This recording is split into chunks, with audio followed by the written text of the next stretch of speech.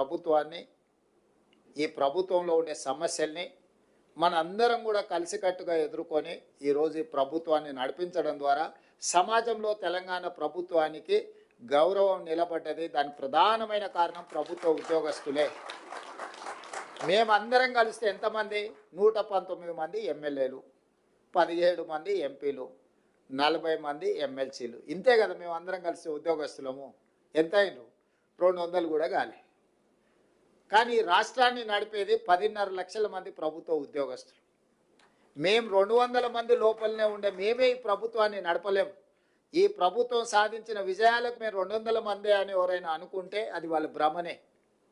అది నిజం కాదు, అర్ధసత్యం మాత్రమే. మేము ఇక్కడ కూర్చొని నిర్ణయాలు చేయొచ్చు. ఒక రకంగా చెప్పాలంటే 15 మంది మంత్రులే మారిండ్రు.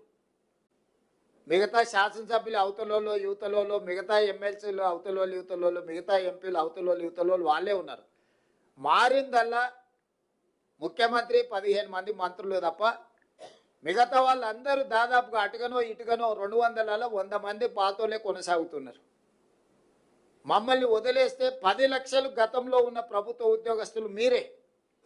ఆనాడు వాళ్ళు చేసిన తప్పు నిర్ణయాలను కూడా మీ మీద ఒత్తిడి పెట్టి అమలు చేయించారు. ఈరోజు మేము చేసే సక్రమమైన నిర్ణయాలను కూడా మీరు అమలు చేస్తున్నారు. కాబట్టి ఈరోజు ఉపాధి హామీ పథకం నుంచి మొదలు పెడితే షాది ముబారక్ కావచ్చు, కళ్యాణ లక్ష్మి కావచ్చు, సన్న బియ్యం కావచ్చు, 200 యూనిట్లు ఉచిత కరెంటు కావచ్చు, రైతు బీమా కావచ్చు, లేకపోతే ఈరోజు ఇందిరమ్మ ఇండ్లు కావచ్చు, మా ప్రభుత్వం గొప్పగా చెప్పుకునే సన్న బియ్యం పథకము, ఇందిరమ్మ ఇండ్లు, ఈరోజు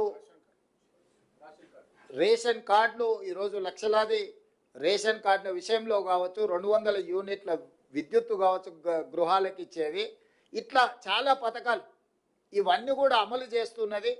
ఇవి పేదలకు చేరుస్తున్నది మీరే. మా సారథులు, మా వారధులు. మీ